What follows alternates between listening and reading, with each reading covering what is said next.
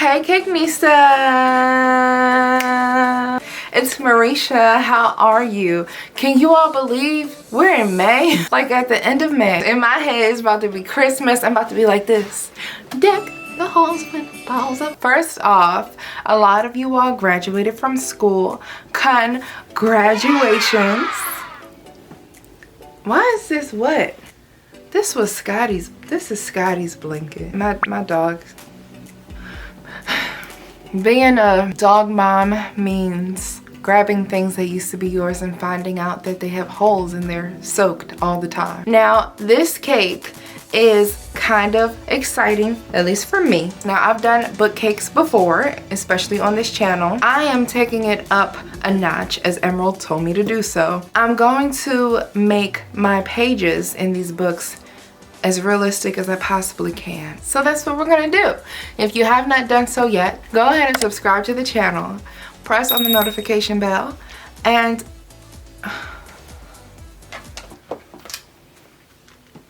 hey. Oh, okay.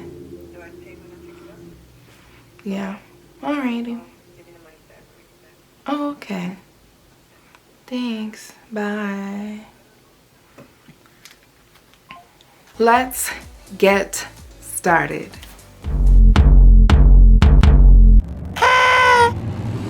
Now this is what she asked for, right? She was like, I need black, blue, gold. I need 2 textbooks. This is what I want the textbooks to say. I want a graduation hat, and then I want a base cake that is white, and you can come up with the design. I was like, well, let's do those books that look like you stuck the books in the books. How about that? And she was like, okay. I'm starting off with my 10-inch round 3-layer dulce de leche cake, and I just needed to grab some measuring tape so that I can decide how wide I wanted to make the spines of my 4 textbooks here. I decided to go with 2 inches wide. The cake is about 5 inches in height, so I'm going to go 5 1/4 inches in height. That was a lot of cornstarch. I was not expecting that. I was hoping for a little dusting. But the trick to getting a little dusting of cornstarch, do a stocking cap. Yeah, I learned that in school. Anyway, so I have some of my black homemade marshmallow fondant here. The link for my homemade marshmallow fondant will be in the description down below. I'm going to roll that out and measure it 2 inches by 5 1/4 inches. The title of this textbook is actually going to be the university that she graduated from, which is a lot of letters. So I'm going to use my little small fondant embosser to emboss those letters onto the fondant. Of course, had to practice it a little bit. This is, see, it looks a hot mess. That's just a practice run so I could see how small it was going to be. The sizing is perfect. I'm still going to decide how I'm going to design this a little bit later on, but for now I embossed those letters, and then I'm going to make 2 little 1/4 inch black strips and put that off to the side. Next, we're working on our white fondant. This is going to be a white textbook, and this one is going to have the major. So I initially used the embosser. I wanted to see if the letters would fit, and they definitely weren't going to look good because they're actually too small. So I decided to go ahead and punch those letters out with a fondant letter puncher, which you'll see me do a little bit. Oh, right now. You'll see me do that right now. You get the drift here. I did the same thing with some beige colored fondant, and then the same with blue colored fondant. So the beige one is going to be 2025, which is of course the year of the graduation. And the blue one is going to say research, which I'm sure she did so much of to get her master's degree. So we're going to cover this large cake with some white fondant, rolling it out as evenly as possible, making sure not to go too thin, and then using my rolling pin to roll that fondant up and drape it over onto the cake. At this point, I have 2 fondant smoothers. I'm going to use one for the top and one for the side. This part is always a little bit stressful just because the weight from the fondant can actually tear the fondant that is draped over onto the edge of the cake. So I always make sure to cut the excess fondant off as soon as I can, and you want to make sure to smooth out any air bubbles that are on top of the cake and smooth your fondant out going from the top to the bottom. So I discovered this show called Jay and Pamela on TLC. I watched the entire season doing this cake. Now here are the spines of my books, and I am so excited to apply these to the cake. So I'm simply going to wet the fondant on the cake with a little bit of water. That's going to act as glue, and then I can simply apply my fondant to the cake. At that point, those 2 strips that we cut are going to go at the top of the cake, and this is what's going to make it look like we have books actually inserted into the cake. So cool. I'm now going to adhere my letters that I punched out to the spine of the textbooks, and this is why we made sure to make the spines about 1/4 of an inch taller than the actual cake. So when we put those 2 strips on top of the cake, they line up and are about the same height as the spine of the book. I mean, it's not all the math in the world. You can really just eyeball this. So if you're not great with a ruler, and if it feels a little bit intimidating, just go with the flow and let your artistry show. There you go. I left a little bit of space between each of the books. That little gap actually makes them look more profound and more defined. It just does something special. It really does. Now this beige one right here, it actually ended up looking more pink than anything, and I didn't want her to get this cake and be like, why did you throw in a random pink book? So I decided to paint that with some edible gold, and that was the very last minute, kind of unsure, nervous decision that I made, but it worked out. When it comes to gold, that is a whole topic, girl. I've literally been searching for the best gold, and I did find it on Amazon, and it does live up to the hype. I'm using some clear vodka and some gold luster dust. I'm going in with the thinnest brush that I have. This is actually intended for nail design, but it would be perfect for cake decorating, so I got it for that. Notice that the letters on the books actually match the spine of the book. I did that on purpose because I'm going to paint all of the letters gold. Because each fondant is a different color, all of the gold will be a different shade of gold.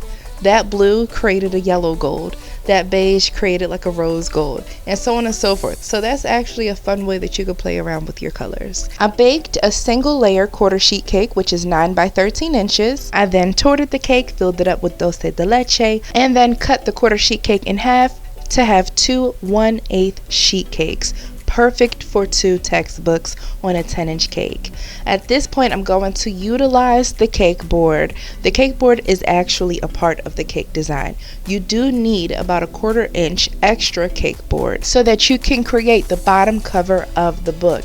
The only side of the cake board that will be flush up against the cake will be one long side, and that's going to be the spine of the cake. The bottom textbook is going to be black and the top textbook is going to be blue. So I've measured out my cake and I'm going to cut my fondant accordingly. It's so funny how holding a ruler and just like measuring different parts of fondant and cake makes you look like a super mathematician magician. In all reality, I'm like, okay, it's 2 inches on the spine, 7 inches on the top. That's 9 inches. 9 inches of fondant. I'm good. The cake board extra, the lip of it, I guess, is about 1/4 of an inch. I'm going to cut out 1/4 inch strips. I'm not even measuring that. You can see I'm just placing it, and I'm just cutting that fondant flush up against the board.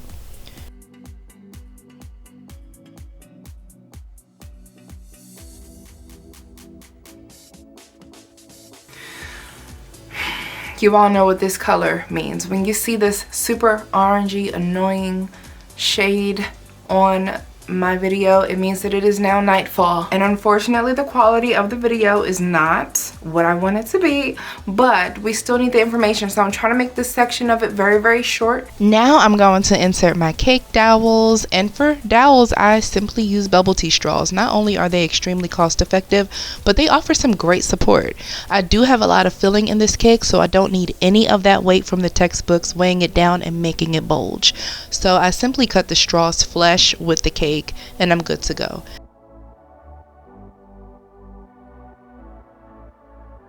I'm going to make my pages in these books as realistic as I possibly can. That's right, you guys, we're going to use rice paper. Now to make the pages, I'm going to cut this rice paper into strips, and then I'm going to place those strips in between the book front and back. What is that called? We learned the parts of textbooks in school, in elementary school. I know that we have the spine. Is it just the front and the back? The cover? The front and the back? So I just wet the fondant with some water and I kind of mushed it around a little bit with my paintbrush. And I made it, you know, tacky so that as I was placing that rice paper on there, it just stuck, no problem at all. I was nervous about it disintegrating and messing up my pages, but it didn't, so that was awesome. Because if it did, This week that I made this cake, it was raining every single day. Not only was it humid outside, but it was humid inside. You guys, my fondant would not dry. It would not set up. I even made a graduation hat 3 days prior. I was able to easily form my cake topper after 3 days. My black book especially looks extremely wet and floppy. I could have put a little corner of cardboard under the 2 corners of that book, but I would have had to leave it on there. I just didn't really find it necessary. And yeah, it would have looked really nice. I just felt like, hey, we're already doing a pretty decent job, so we're just going to kind of let that little issue go. My black book is going to get 2 bubble tea straw dowels inserted into that as well. I'm going to set that off to the side and work on my graduation cap. Like I said, I made this graduation cap 3 days ago and it is still pretty pliable and soft. So I'm going to need to add in some extra support. I put some cardboard down on the top and I'm just going to sit that fondant right on top of that. I don't really think anybody's going to be like going for the graduation hat, like they just have to eat it right now, you know, and at least it's a cake board. I'm going to make a very simple twisted tassel. It's literally just a twisted rope, and then I'm going to paint that gold. Now it actually worked out to my advantage that my topper was still so soft because I had to make it a lot smaller to fit on top of the cake. So I ended up redoing this topper, but it all worked out. Now I can put my Couture graduation book cake together. Is it worthy of a graduate? Is it worthy of the master's degree? What do you guys think?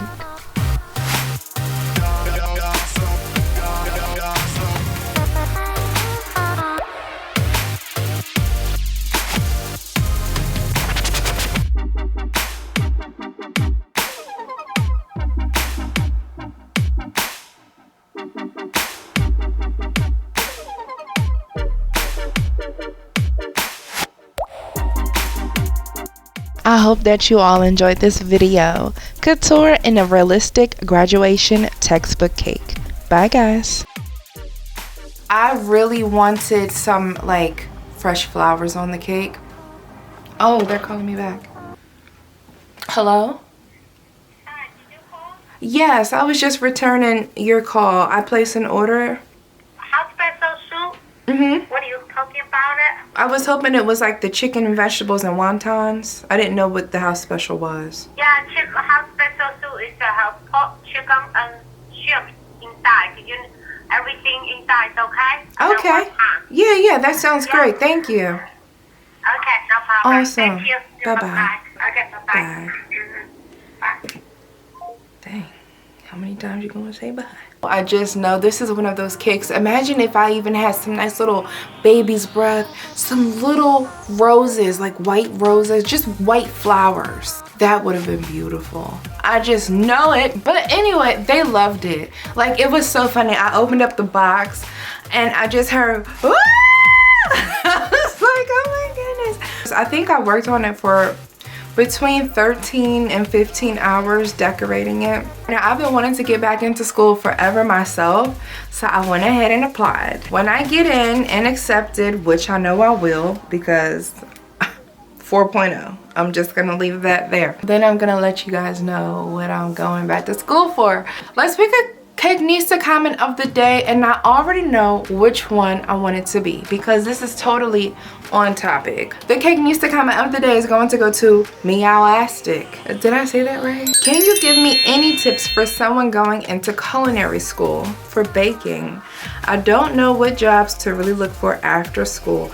All I know is I want to be in the kitchen. To tell my story very, very quickly, I went into culinary college at 16 years old. Yes, I got my GED from Temple University. It was the chef instructor while I was literally entering the college who told me we love for our students to have experience while they're in our program. One of the places that he listed Hilton Hotel, and he listed the DuPont Hotel. I reached out to both of them. The DuPont Hotel just gave me this really, really great energy, and they were very like welcoming. So I went there, I brought my mom, I did a tour. So I got some free macaroons. When I got there and I became a chef's assistant, I saw that I was not the only student, and that was so great. Of course, I was the youngest one, but it was awesome, and I learned so much. I was at work and learning there. I got to go to school, and I'd be like, oh, this is what I just did yesterday. I definitely recommend talking to your chef instructors. Now, being on the other side, I'm a manager who also hires staff, and I contact chef instructors at colleges because I know that those students are ready to work. They're going to be probably on time. They're going to be serious. And I just always stayed connected to my chef instructors. Even now, I'm in the Culinary Club on Facebook that is associated with my school. I still keep in touch with them. And who knows, like maybe one day I'll go back to that school and be a chef instructor myself.